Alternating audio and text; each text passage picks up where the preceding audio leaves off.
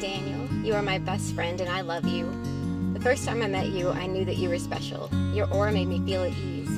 There was a lot of stress in my life at the time we met, but I would get so excited when I knew you were going to be around. You cut the tension to zero and always made me laugh and smile.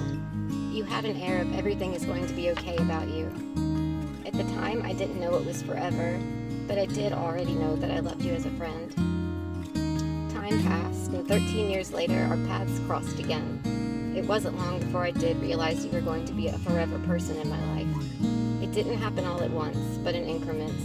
Moving clear across the country after seeing me once in person was a pretty big clue. It's in all of the little things that you are and you do.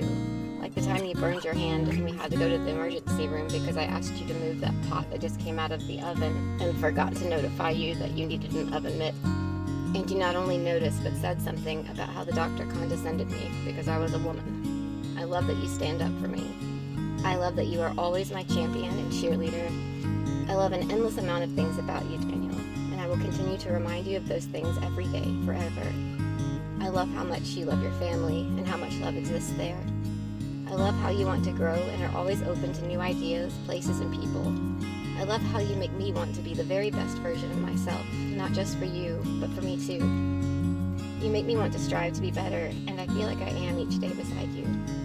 I love how excited I get to tell you even the most seemingly mundane things about my day, and how you listen so intently. I love our similarities, but I really love our differences. I love how we aren't interested in all of the same things, so that we each get to learn new things and watch the excitement in each other's eyes when we teach each other about them. Like how I know way too much about the Marvel Universe and even the multiverse. I love how selfless you are and how you're willing to help even when you don't feel like it. I love how tall you are. And I love how you make me feel about myself physically, intellectually, and emotionally. For the first time in my life, I feel beautiful inside and out.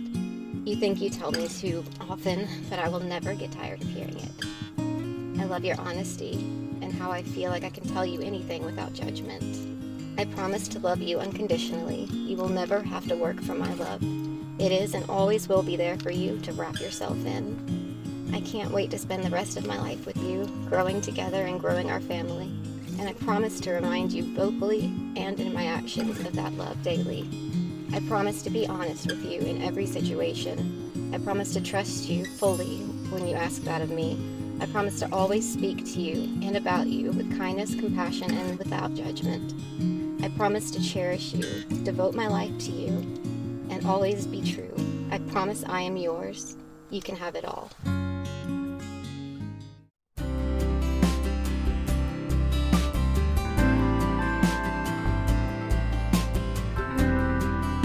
My mom, Christine Crawford, if she ever watches this, brought a gift that she insisted we open before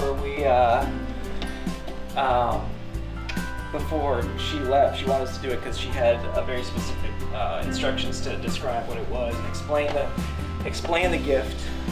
And she decorated it with this huge, and she's amazing at wrapping gifts, but she decorated it with this huge bow that was just covered in silver glitter. And it was like, as we were like undoing the bow, it's just like flipping, just glitter everywhere. All over, like my hand was just like, it looked like my hand was silver.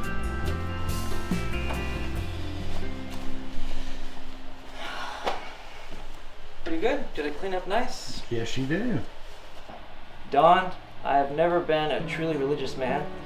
A little spirituality here and there, but I never really liked the idea that I was not in control of my life's path. Destiny never really gave me peace of mind, and I always liked to think that they were my deliberate choices to make, for good or for bad. However, in the years that I have known you, we have overcome a lot. Between the distance, the time, the relationships, the traveling and moving, the jobs and careers, the schools, the family and friends, the pandemic.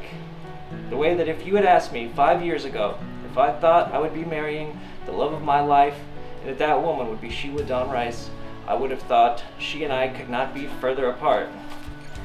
We were on opposite sides of the country, literally coast to coast, and we as a species were in the midst of a global pandemic. Yet amongst all that chaos, all that disorder and confusion and anger and Fear and apathy, a tragedy, a loss of a friend of all things, brought us back together for a moment. And that moment grew to a conversation, one that lasted minutes, then hours, then days and weeks and months.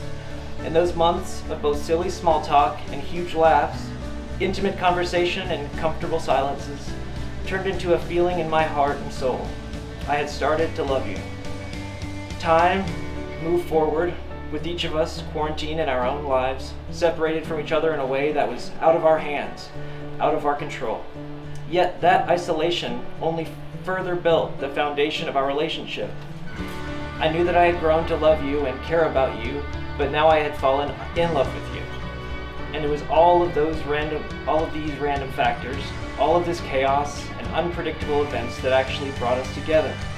And not just bringing two strangers together, but bringing two soulmates together against unfathomable odds. Over billions of years and billions of people, an infinite number of interactions throughout time, leading to our ancestral lines, and to our grandparents meeting, and parents meeting, and then to each be born, and then to live in such a specific way that our compatibility makes me feel like a complete person. And then despite every obstacle, to then come together and fall in love so perfectly, well, that is a miracle. And what is a miracle but divine intervention? Looking back at our lives and seeing it unfold so perfectly, I have come to understand that loving you is the closest thing to religion and God that I have ever felt. I have never wanted to solemnly vow and make promises to a person more in my life than I do at this moment. You have become the most important person in my life, and I have grown to love you more than I have ever loved anyone. My mother, Christine, once told me, the people you love the most are the people you respect the most. And my respect and admiration for you overflows. Your unending compassion and patience, your joy and optimism, your almost unintentional ability to look beautiful from the moment you wake up to the moment you put on your PJs and hop in bed. Your amazing ability to work with your hands, whether sewing or baking or even lightly touching my chest when you kiss me. And so many things I love about you, the way you sing to me and the cats, to yourself, the way you float across the room running on your tiptoes, the way you smile, the way you never truly seem angry, the way you put up with my stubbornness, which I vow to work on, your fashion sense, your taste in music, movies, and books. I just think you are so cool and I love you so much.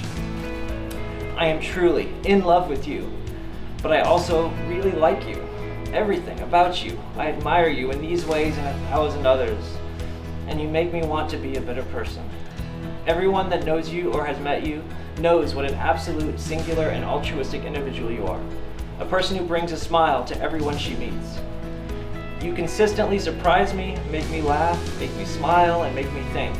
You challenge me, you inspire me, and I only hope that I do the same for you. And so I vow to surprise you, to challenge you, to tell you everything is going to be okay, and to do everything in my power to make that true. To hold you tight in the good times and bad, to make sure my last words before leaving are always, I love you with a kiss. To always make the coffee a little stronger, turn the TV on a little lower, and to keep the temperature a little warmer, just for you. I love you with all my mind, body, heart, and soul until the end of the universe.